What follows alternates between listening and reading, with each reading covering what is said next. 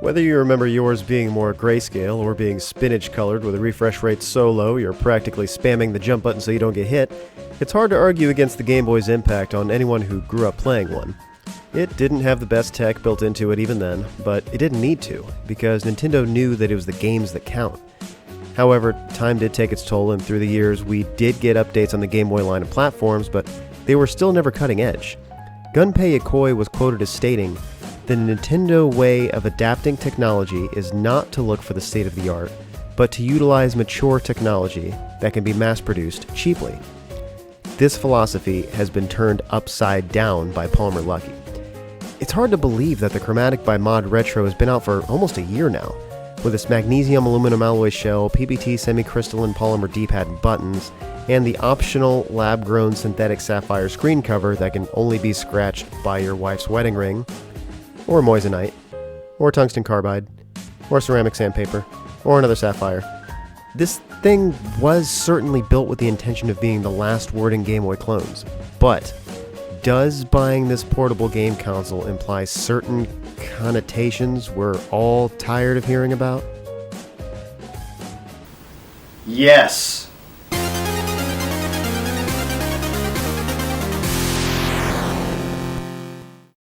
So right now, aside from every color variation of the consoles and headphones, I own every product ModRetro sells so far, and none of it was sent to me for free. This is an unbiased, not sponsored video, and I'm not affiliated with that company. I'm not even a YouTuber. This is the first video I made on this channel. That being said, everything you hear me say are my own thoughts about this device. And my first thought is, this is a big box. Here's Street Fighter 4 for size reference. Remember Games for Windows Live? Sorry. My second thought upon opening this big box was that everything in it, under the 2 sheets of packaging paper, kinda looked haphazardly thrown in. Almost like it was haphazardly thrown in, or moved around during transit, which is equally possible and equally concerning. To anyone who's ever worked at a mail hub before, privately owned or otherwise, you'll know that trailer loaders fling envelopes to the top of package walls like frisbees, and climb over packages falling onto the egress with little regard to their contents. Considering we're talking about nearly 4 figures worth of merchandise in here, not a good first impression. The game boxes themselves are a lot smaller than I thought they would be. Tearing back open an old wound, here's Street Fighter 4 for size reference. Back in the box, it looks to be all here. Patchy Matchy, created by Tom Sutton, who's also a lead animator in the Nickelodeon series Paw Patrol. Gravitorque DX, which has a playable demo on Nickelodeon's website, which I'll leave linked in the description. In the Dark 2, which is tied for the highest rated game in the Chromatic library so far. Toki Tori Ultimate Edition, a game that took more than one tribe to develop. Dragon M, a game that took more than one person to develop. Baby T-Rex, although you may know it in North America as We're Back, a dinosaur story. Project S11, containing chiptune music that wouldn't be out of place on a Commodore 64. Self-simulated, curiously missing the Chromatic branding on the left side of the box, along with a few others you'll see. Tales of Monsterland DX, more Commodore 64 sounding music. Sabrina Zapped, co-created by Matt Bozon, same guy who co-created Shantae. First Contact Protocol, made by a developer who has almost all of his games listed for free on his website. Hermano, made by the same team bringing you Metal Miracle on GBC next year. Tramatarium Penitent, modeled after an old-school dungeon crawler. Chanty, Gordon Code's best-selling game of all time. And Wicked Plague, quite possibly the quintessential game of the Chromatic. Speaking of which, here it is, and there it goes for now. I also got a pair of headphones that color match the console, shocking, I know. A link cable that I'm very excited to see the quality of because I'm a cable junkie. A rechargeable battery that aspires to be a spicy pillow one day, and the mod kit. We'll take a closer look at the accessories later, with the games getting their own dedicated detailed review videos that I'll be uploading after this one. You may be shaking your head in disapproval, wondering why I'm not showing off all the other ModRetro published titles. Well, Rayman, as well as the Atari's 90s Rewind collection, were on back order, so they haven't shown up to my doorstep yet. Buck and the Cursed Cartridge won't get here until next week. Except that it took me so long to make this video that they showed up while I was still making it. However, Croc is still on pre-order, slated for a December release. Dark Legacy's Onslaught, yes, just didn't sound Commodore 64 enough, so that's been in development hell for over a year now, which, by the way, if The track that we got to hear from ModRetro's trailer for the game was amazing, as well as a segment of it being used for my intro card. And no, you didn't dream it. Myers Makes Dirt is Free was on ModRetro's website at some point, but was eventually removed. As you watch me unbox these, you'll notice me take out the Atari 90s Rewind collection, along with, eventually, Buck and the Cursed cartridge. Stupidly, I forgot to take out Rayman out of the box, which you'll see me rectify at the end of the video. Cool. Unboxing the Chromatic is a neat experience. I appreciate the flap held closed by magnets, ensuring that the Chromatic can be neatly stored away back in the box if so desired, and the inside is decorated with everything plagiarized from my 5th grade notebook. To the right is the $300 variant of the ModRetro Chromatic, and underneath, which I forgot to show and I'll go ahead and clip in here, is a newly developed and published version of Tetris, which is a nice reference to the first pack-in title of the original Game Boy. Below that, they've graciously included 3 AA ModRetro branded batteries. Back to this Chromatic, unlike the first edition models, it comes with a protective film screen including instructions on what to do with this complicated device. Thank goodness for that. Peeling that off unhinders a screen that would make any luxury watch owner blush. A lens about 3 3/8 of an inch across protects a 2.5-inch OCA laminated LCD display. The back looks oddly barren, missing any of the stickers that populated the back of the original Game Boy Colors. The battery cover feels very secure, having an entire lip that locks in as opposed to the 2 tiny tabs on the GBC. Around the top, we've got these lanyard holes. The Game Boy Color had one, but the Chromatic has 2. Each Chromatic game comes with a little charm that you can loop through these if you want to show off just how much money you spent on the same cartridge motherboard. Popping in a game and turning it on, the screen looks as good as you would expect from a device built like this. A 160 by 144 resolution perfectly matches that of the original Game Boy, the major benefit here over the OG consoles being that the screen is backlit. However, here in the 2020s, this is not a huge boasting point, as we've had backlit Game Boy mods for a little while now, Palmer himself claiming to have made the very first one in the late 2000s. Guess that came full circle. But that's not the only selling point here. The color temperature also aims to more accurately match what the Game Boy Color produced with its non-backlit screen. The sound also gets pretty loud. The speaker wheel is very big, making this console easy to pick out in a silhouette, and it feels good to move. The speaker itself is also much cleaner sounding than a GBC, likely due to the 24-bit DAC.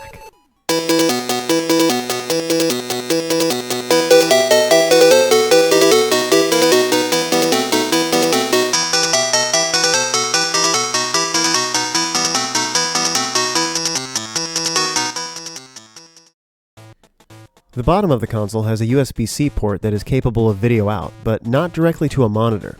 You have to plug it into a computer and use software like OBS, where it's recognized as a webcam. It has incredibly low input lag, so much so that I could just play off the monitor and feel no difference in gameplay at all. The side of the Chromatic has this menu button. Pressing it brings up a whole bunch of options. The silent mode is useful if you're streaming and you just want to cut the sound straight from the Chromatic itself. Under the Display tab, we'll start with Frame Blend. Remember those games you illegally emulated back in the day where the sprites would flicker? Turning this option on fixes that, blending the frames and creating the picture that you would see on original hardware.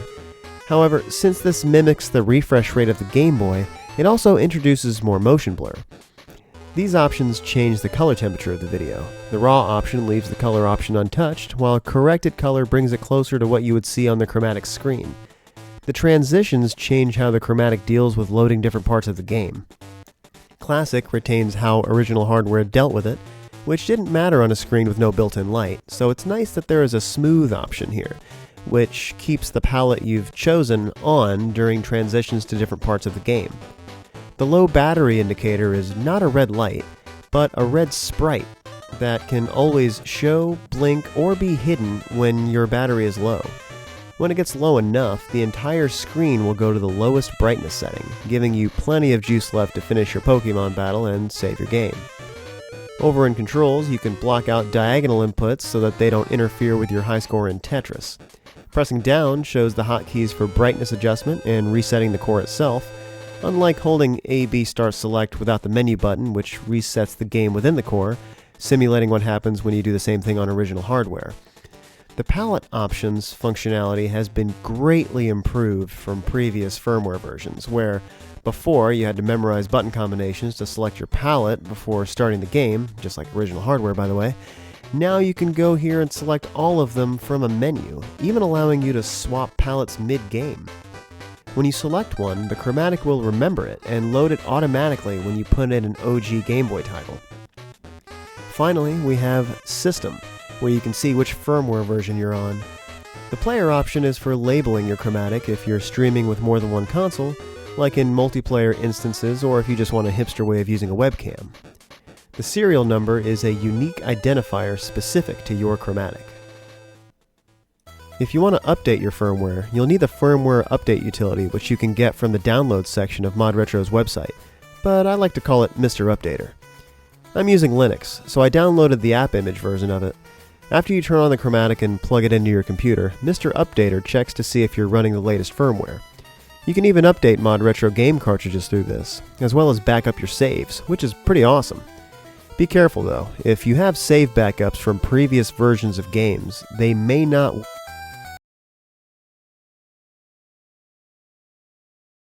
I just lost the game.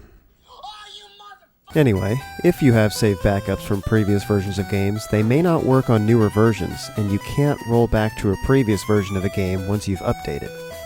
It's a good idea to check the changelog of the newer version of your game to see if it's even worth it to you personally to update.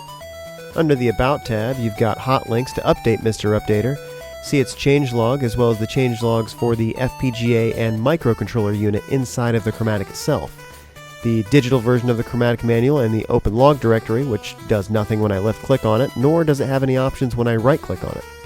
This may just be an issue with the Linux version of Mr. Updater, but since I don't currently have access to a Windows machine because my wife told me to stay off her computer because I keep downloading things and taking up SSD space, and she makes my Chromatic nervous, I have no way of testing this out.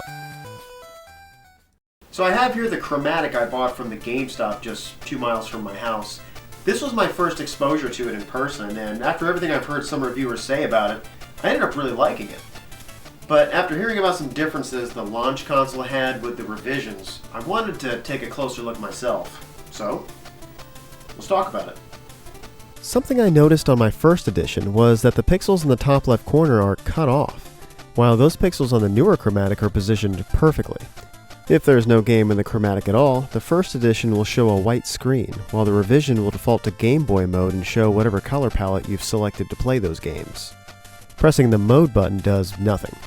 For the first edition Chromatic anyway. The revised version does actually open the firmware menu, and even shows the device's serial number under the system category, whereas the first edition, which requires a game to bring up the menu, does not. The speaker is also noticeably louder.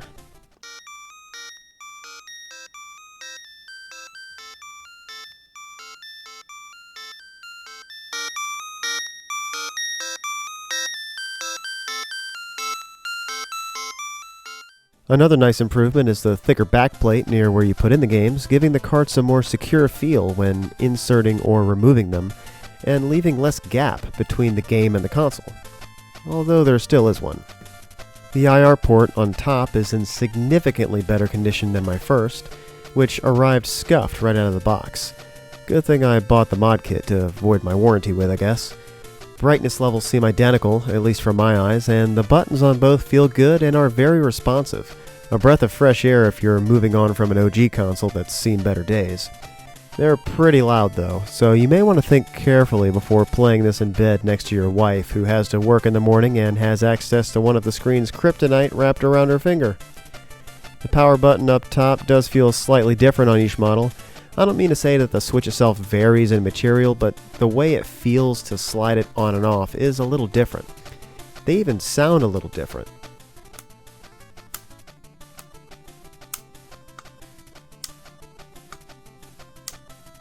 The only thing here I would say as a downgrade would be the battery cover, which is missing the rubber feeling pads on the inside. I can't say I notice a difference in the stability of the batteries, and maybe that's why ModRetro decided to remove the pads from the revisions. but they certainly added another degree of quality to the device as a whole, so it's still sad to see them go. The D-pad. This was a point of contention for me. Before I bought this, I read that the Chromatic didn't have a pivot point, which absolutely blew my mind. What kind of device is as robust and heavily researched in its development as the Chromatic, but doesn't even have a pivot in its D-pad? The whole point of the pivot pad is that it gives your thumb a nice middle reference point, which makes rolling motions easier and nicer feeling, and it helps prevent unintended directional presses. So, why was the D-pad designed this way? Well, I found out. Through some Reddit snooping, I came across a comment that the CEO of ModRetro, Torin Herndon, had made in response to this.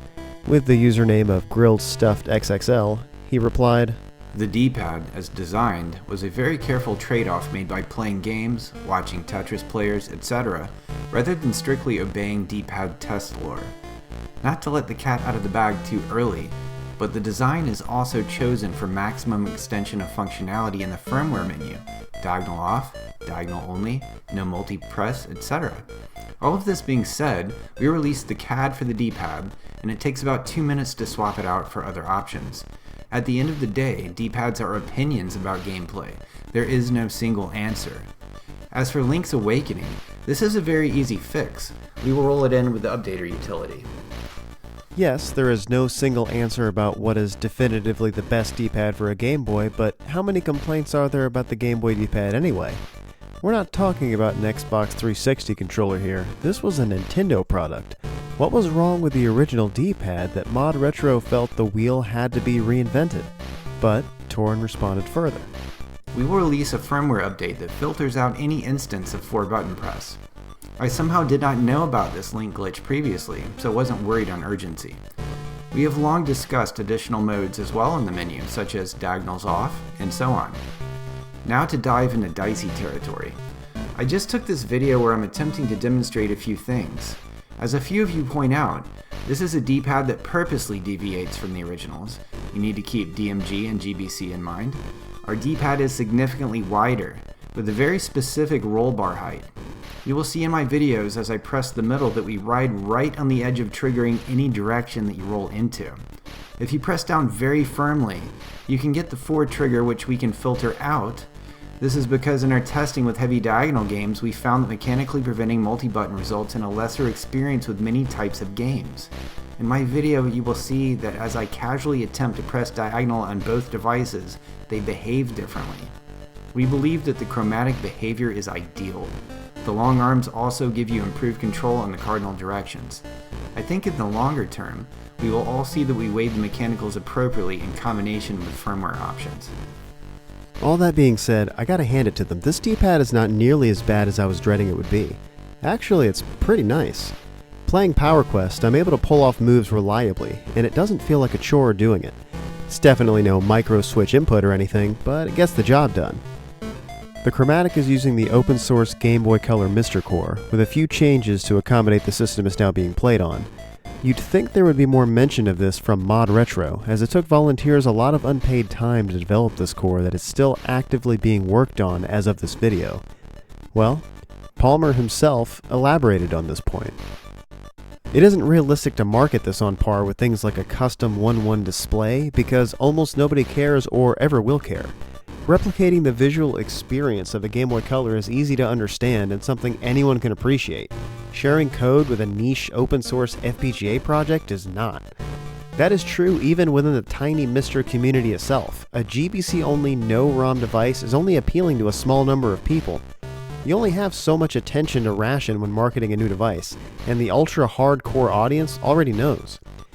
As someone who's been in the open source handheld community since the GP32/GP2X and N770/N800 days, I have seen companies run by nerds like myself make this mistake many times. Heavily marketing the Linux-based core of the Maemo operating system was a big misstep by Nokia, for example, and set back mainstream mobile computing by years in my estimation. Same goes for other retro projects that lead their marketing with things only a tiny audience will ever care about, like the number of gates on the FPGA. I love stuff like that personally, But as someone who knows what it takes to stand up a self-sustaining ecosystem between developers and consumers, that isn't going to cut it. The IR port. Does it work? Yes. Looking through a camera, you can see the infrared light blink as I tap A to turn it on briefly with each button press. Using a Chromatic, a Game Boy Color, and a copy of Pokemon Crystal and Gold, the mystery gift fails at any distance that is roughly over an inch. However, if you drop another $200 or are insanely lucky enough to know someone nearby who also owns a Chromatic, that distance increases to about 3 inches. This absolutely pales in comparison to using 2 Game Boy Colors, which is able to successfully initiate mystery gift at a whopping 11 inches. Of course, this is hardly brag-worthy, as no one ever really uses or needs all that space when utilizing the IR port, as players typically put them right up on each other anyway. So, it really is how you use it that counts. The ModRetro link cable. This looks premium. A braided 2-meter cable that's even longer than my third-party 1.5-meter link cable from back in the day. I was really excited to test this out, only to find out that, nope, the one I got doesn't work. Not even between 2 Game Boy Colors. Even the ports on both Chromatics don't work, as I tested them with a link cable that does work with 2 Game Boy Colors. And still no dice. I'll chalk this up to faulty units and contact ModRetro about this issue. The power core is something I'm going to keep out of my GameStop Chromatic after reading about issues that people have had with this thing bricking, but it does only seem to be a problem with the first edition consoles. However, even with this thing being fully functional, $30 seems pretty steep for what this is. For the same price, you could get a 4-pack of pale blue rechargeable batteries, which is something that's not limited for use only in the Chromatic. The mod kit is pretty cool. The extra button colors are the ones that come stock with the other Chromatic colorways, except for these clear ones. The tool itself is actually the main reason I got this, because I love that it's tri-wing on one side and game bit on the other. As for everything else included, it comes with the stock membranes as well as some that are supposed to be quieter, which I'm all for. So, are they really that much quieter? Well, since opening up the Chromatic voids the warranty and I have faulty units, unfortunately I can't test that out. As I mentioned earlier, I also got a matching pair of PortaPros. They don't look or feel like $50 headphones, but they are very light and very comfortable. But just be careful when you adjust them if they're already on your head, as they can get caught in your hair. Once you know what size you want them, it's better to adjust them first. I love that you can fold them up and store them in this nice travel bag it comes with. The earpieces are very comfortable, in my opinion, but if you don't like them, you can swap them out for Yaxi pads, which also comes in a few different colors. These purple ones here just beg to be paired with a cloud-themed set of PortaPros. Okay, here's the part I was looking forward to the most about this video. I emailed ModRetro a few questions that I think a lot of people have, and I wanted to use this opportunity to share with you the answers I got back. Alright, so thanks for taking the time to answer all these questions we have, Torin. With how often our voices are ignored with big gaming companies like EA, it's really refreshing to work with a small-time game company that listens to its player base. But yeah, so first question here. Regarding the COS headphones, why isn't there a color matching option for the cloud version of Chromatic? I would think it's because cloud was released during the second wave of Chromatics and the deal with COS was already struck and would have required further or renegotiation. So is that true or is there another reason?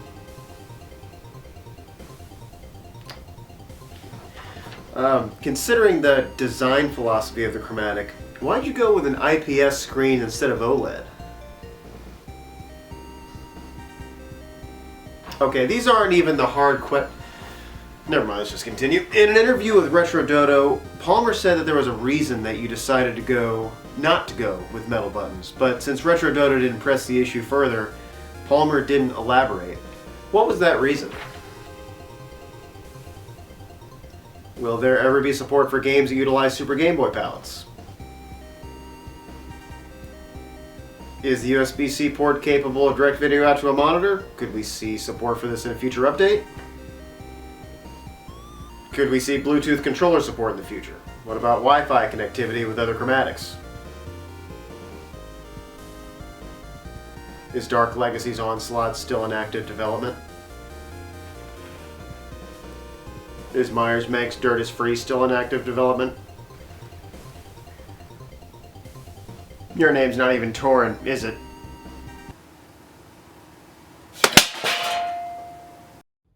They didn't respond to my emails. Well, that took longer to make than expected. This video was going to be 15 minutes long, but I just kept finding more things to talk about.